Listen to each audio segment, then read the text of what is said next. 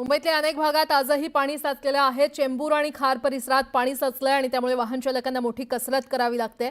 आपण पाहतोय मुंबईमध्ये काल दिवसभर पाऊस पडलेला आहे आणि गेल्या 2 दिवसांपासून तिथे पाऊस सुरू आहे। त्यामुळे चेंबूर परिसरात देखील मोठ्या प्रमाणात पाणी साचलेलं आहे।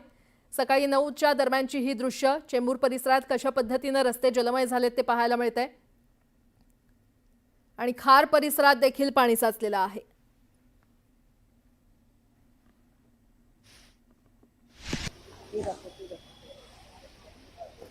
वसई विरारला मुसळधार पावसाने झोडपून काढलेला आहे आणि या पावसामुळे नालासोपारा, विरार आणि वसईच्या अनेक भागात पाणी साचलेलं आहे।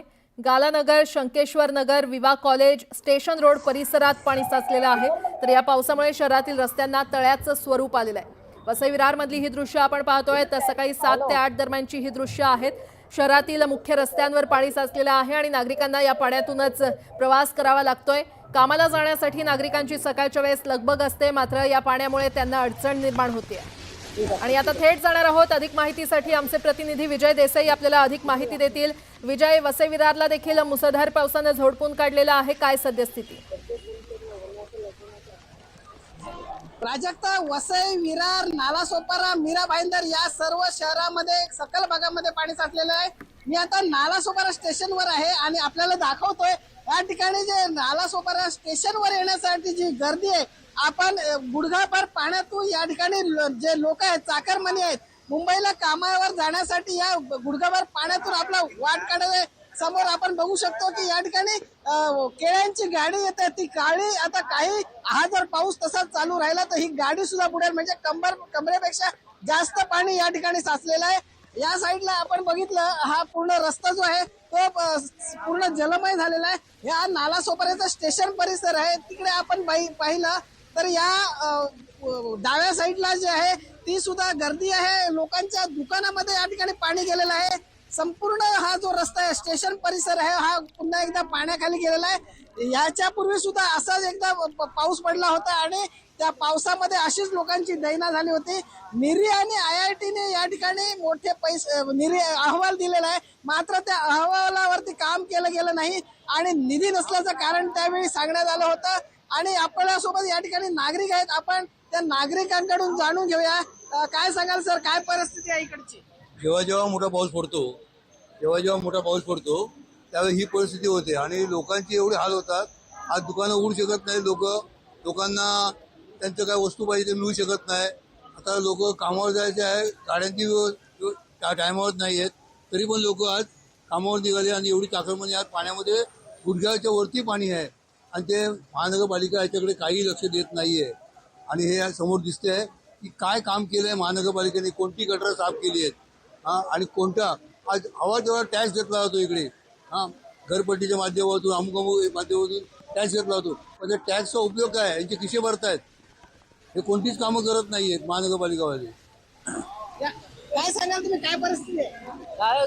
काय बोलतो दादा, मी मराठी नाही सांगतो, तेच हिंदी बोलतो। महानगरपालिकेचे थोडं ध्यान दे, पाणी कशाला भरतो तिकडे पूरा पब्लिक पूरा हरास होईल। क्या यहाँ की हालत क्या है? बहुत खराब है। यहाँ नाला सोपारा का पूरा स्टेशन पूरा भरा हुआ है। महानगर पालिका को ध्यान देना चाहिए, पूरा भर के आने जाने में बड़ी तकलीफ हो रही है, यायला जायला मोठी त्रास होत आहे। आपण बघू शकता या ठिकाणी ही जी गाडी आहे ही हातगाडी सुद्धा पूर्णतः बुडलेली आहे, आपण बघू शकता। आणि त्या बुडलेल्या रस्त्यातून आता लोक जे आहेत, काही लोकांनी घरी जाणं पसंत करत आहेत, काही लोक कामावर जात आहेत आणि ते सुद्धा या ठिकाणी लेट आहेत। मी आपल्याला दाखवतो की या ठिकाणी ज्या ट्रेन्स आहेत, या ट्रेन सुद्धा धीम्या गतीने सुरू आहेत आणि या ठिकाणी आपण जर पाहिलं, या ज्या गाड्या आहेत धीम्या गतीने सुरू आहे। अजूनपर्यंत ट्रॅकवर पाणी आलेलं नाहीये, परंतु या ठिकाणचं जर परिस्थिती पाहिली, हा रस्ता जो आहे तो मात्र जलमय झालेला आहे। नागरिकांचा मोठ्या प्रमाणात हाल होत आहेत, कारण पहिला दिवस जो खाडा झालेला आहे, त्यामुळे शनिवार रविवार ज्यावेळी लागून येतं आणि त्याच्यानंतर आणखीन एक महत्त्वाचा प्रश्न, वसई विरारवरून अनेक कर्मचारी, अनेक नागरिक हे मुंबईच्या दिशेने लोकलने प्रवास करत असतात। सध्या पश्चिम रेल्वेची वाहतूक कशा पद्धतीने सुरू आहे? आपण जर ही दयनीय अवस्था आहे वसई विरारची, महानगरपालिकेने पंप बसवले, ते सुद्धा बंद आहेत। ते बंद पंप चालू कधी होणार असं सांगितलं जातंय आणि बिकट परिस्थिती आहे आणि लोकांना नाहक त्रास सहन करावा लागतोय. प्राजक्ता. बरं विजय, आणखीन एक महत्त्वाचा प्रश्न, वसई विरार किंवा नालासोपारा परिसरातून अनेक जण हे मुंबईच्या दिशेनं प्रवास करत असतात, लोकलनं प्रवास करत असतात. सध्या पश्चिम रेल्वेची वाहतूक कशा पद्धतीनं सुरू आहे? पश्चिम रेल्वेची वाहतूक धीम्या गतीने सुरू आहे. 15 ते 20 मिनिटं या ठिकाणी लेट आहे. त्यामुळे नागरिक जे आहेत आपण बघू शकता या जे ब्रिजवर या ठिकाणी वाट पाहत आहेत, नेमक्या कोणत्या प्लॅटफॉर्मवर गाडी येईल याची सुद्धा सूचना बघत आहेत. या ठिकाणी जे बोर्ड लावलेले आहेत त्या ठिकाणी व्यवस्थित जो आहे आपल्याला कळावं म्हणून आणि गाडी आल्यानंतरच या ठिकाणी प्लॅटफॉर्मवर जाण्यासाठी लोक येत आहेत. आणि ही जी परिस्थिती जर पाहिली पूर्ण बिकट परिस्थिती आहे. त्यामुळे नागरिकांना आवाहन आहे की या ठिकाणी जर तुमचं अति महत्वाचं काम असेल तरच तुम्ही घराबाहेर निघा, अन्यथा या ठिकाणी घराबाहेर निघू नका.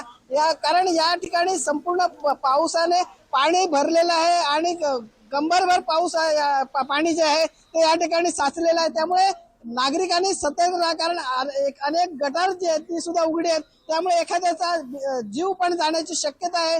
परंतु महानगरपालिकेचे कर्मचारी आपल्याला इथे कुठे दिसत नाही, कारण या ठिकाणी रेल्वे बाजूचा जो गटार आहे, जे मोठा नाला आहे तो सुद्धा तुडुंब भरलेला आहे आणि त्या तुडुंब भरलेलं पाणी सुद्धा या रस्त्यावर आलेलं आहे. त्यामुळे मोठ्या प्रमाणात पाणी साचलेलं आहे आणि पंप बसवलेले आहेत. परंतु त्या ठिकाणी हा आपण बघू शकतो कशा प्रकारे हा नागरिक जो आहे तो पडतोय. बघा आपण बघू शकतो त्याने खांबाला धरलेला आहे आणि आपला अडकलेला आहे तो आपण बघू शकतो. लाईव्ह न्यूजच्या आधी कशा प्रकारे नागरिक आपल्या कामावर जाण्यासाठी धडपडत आहेत, कारण त्यांनी जर आपल्या कामावर नाही गेले तर त्यांना त्यांची जी रोजीरोटी मिळणार नाही. त्यामुळे आपला जीव धोक्यात घालून या ठिकाणी जे प्रवासी आहेत ते या ठिकाणी आपल्या इच्छास्थळी जाण्यासाठी रेल्वे पकडण्यासाठी, ट्रेन पकडण्यासाठी येत आहेत.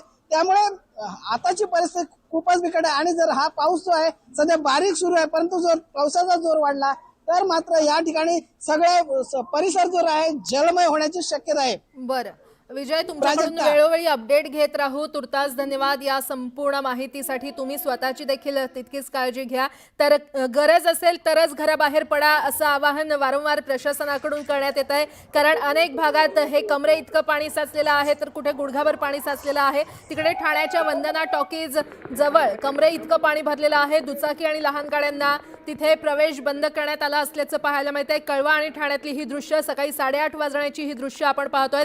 सखल भागात पाणी साचायला सुरुवात झालेली आहे.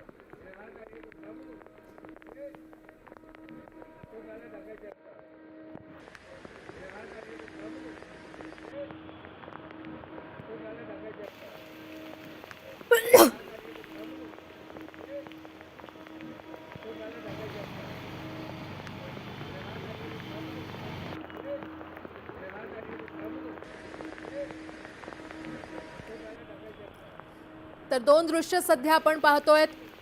ठाण्यातली आणि कळव्यातली ही दृश्य आहेत. लहान वाहनांना इथे प्रवेश बंद करण्यात आलेला आहे. सखल भागात पाणी साचायला सुरुवात झालेली आहे. मुंबई आणि ठाण्याला खरं तर रेड अलर्ट जारी करण्यात आलेला आहे आणि कालही जोरदार पाऊस झाला आहे. आजही पुढील काही तासात अतिमहत्त्वाचे हे तास असणार आहेत. जोरदार पावसाची शक्यता वर्तवण्यात आलेली आहे. ठाण्याच्या वंदना टॉकीज जवळ कमरे इतकं पाणी भरलं असल्याचं पाहायला मिळत आहे. तर कळवा परिसरात देखील मुसळधार पाऊस सुरू आहे. तिकडे ठाणे जिल्ह्यातही मुसळधार पाऊस पडतोय. शिळफाटा इथल्या शीळ दिवा मार्गावर पाणी साचलेलं आहे आणि यामुळे वाहतुकीला मोठा अडथळा निर्माण झालाय. दिव्यातही मुसळधार पाऊस पडत असल्यानं अनेक भागात पाणी साचलेलं आहे. शिळफाटा दिवा रोडवर रस्ते जलमय झाले असल्याचं पाहायला मिळत आहे. तर तिकडे डोंबिवली परिसरात देखील अनेक भागांमध्ये पाणी साचलेलं आहे. संपूर्ण मुंबई किंवा उपनगर, ठाणे या परिसरात जोरदार अतिमुसळधार पाऊस सुरू आहे. त्यामुळे गरज असेल तरच घराबाहेर पडा असं आवाहन प्रशासनानं केलेलं आहे.